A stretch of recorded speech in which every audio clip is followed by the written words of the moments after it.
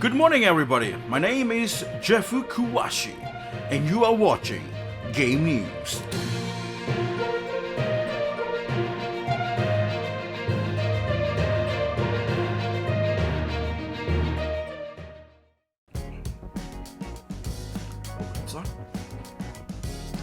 Good morning, everybody, and my name is Jeffu, and welcome to Game News. Today news, we have Stellar Blade getting into the front page of the internet once more with tremendous or gigantic or ginormous amount of crazy news that you guys probably will need, because we have one dude who spent tremendous ginormous amount of time on Stellar Blade itself. Yes, there is this one dude who will be able to enjoy life so much that he have 114 hours to spend on Stellar Blade. As you can see, this is the homepage of Stellar Blade in Twitter, and this is what they shared. Oh no, 114 hours? Is that even possible? This is just a demo. Remember, guys, this is just a demo, which is worth 1 hour of stories and maybe another 20 minutes of boss challenge.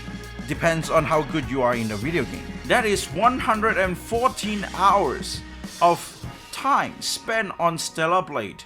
I will not address this as he has so many time to waste on Stellar Blade. I would say this as in a very positive way. He has 114 hours to enjoy life with Stellar Blade, because once when you are playing Stellar Blade, you are enjoying life, unless you are playing The Last of Us. So the developers are actually kind of concerned of what is happening with the fans that are playing this game, because there's this dude who spent 50 hours first that challenging with all that no damage challenge, taking off their suits so that they can challenge themselves, but they make the suit so that it is some sort of like a penalty to people, that if you take off her suits into like a skin suit, which is still a suit, it's not naked or anything, that they are not going to have a shield, but people took that as a challenge, like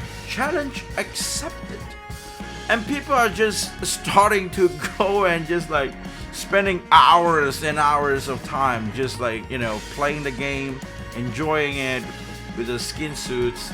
And it doesn't matter, because if you want to get no damage, if you want to beat the game with it's a challenge, right? So no damage, or like not using any healing, that you can beat the game. The damage that you take, or the damage like the defense shield, it doesn't matter, because you're not in the mood, or you're not in the mindset of trying to get damage in the first place. So therefore, I don't know whether this actually backfired, the penalty of the suits, or this is just has made like another next tier gaming of video game history. I'm not sure, because in Elden Ring there is a couple of dudes who are not wearing any armor, and they just wear a helmet, and then he got kind of like a kind of like a center point of like Elden Ring, which a lot of people pay attention on him. So this is kind of similar, I guess, because a lot of people are trying to just take off and I'm not gonna have any armor, and now fight me as I have a blade and a helmet without anything on me. Let me solo you. I mean, Stellar Blade is a solo game in the first place, so so it doesn't really make much sense for that, but in Elden Ring, that's what they did. Next up, we have Final Fantasy VII Rebirth. If you guys didn't know, players has been struggling with a side quest called Can't Stop, Won't Stop. I don't really know any songs of that, but players has been struggling with this side quest itself, as you can't actually proceed with the side quest with some sort of updates that they have in the middle. So you have to have a physical game in order to go and play the game to get through that side quest. But now, Square Enix has actually released a new patch updates 1.030 that fixed the problem, and now yes you, all of you Platinum Trophy Hunters, can now go and enjoy your Final Fantasy VII Rebirth and get that shiny little trophy that's going to use up your 200 hours of life, which still compared to that demo that they did use for 114 hours just in a demo. I don't know. I myself are trying something different. I love memes, as you guys know. I'm trying to make a 69 hours gameplay on Stellar Blade and just send it to Shift Up and see how they react to that. But I don't know. So yeah, so that's the news for Final Fantasy VII Rebirth. You guys are update patch. Go and play it.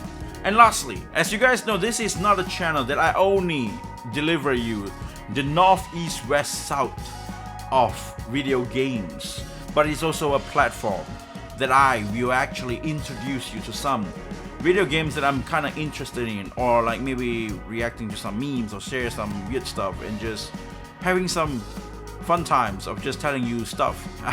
But today we have one game that I really want to introduce you, which is Axiom of Maria.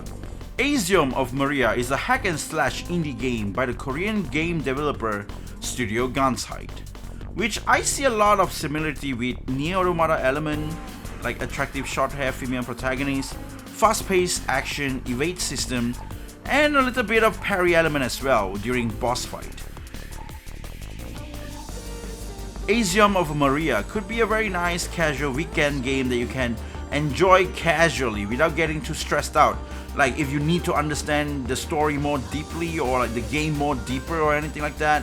The game has a very casual feel to it, while the fight and the battle systems are not really perfect. They still can have a lot of improvement, but I mean, look at the bike scene. This is why I am interested in this game. Axiom of Maria currently is released on Steam, and there is 1 hour worth of demo if you want to try it out.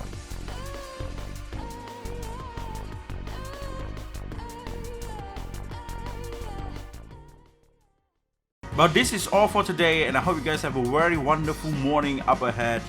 And my name is Jeffu, and this is Game News. Pa pa pa pa pa pa pa pa pa pa.